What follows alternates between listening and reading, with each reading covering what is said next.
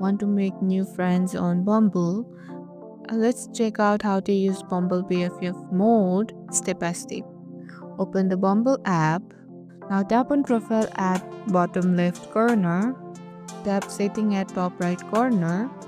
You will see type of connection. Tap it. You will see two options there, date and BFF.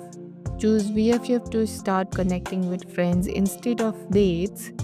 Tap continue with BFF. Bumble BFF use your main profile, but you can add more detail like hobbies, interests, or what kind of friend you are looking for.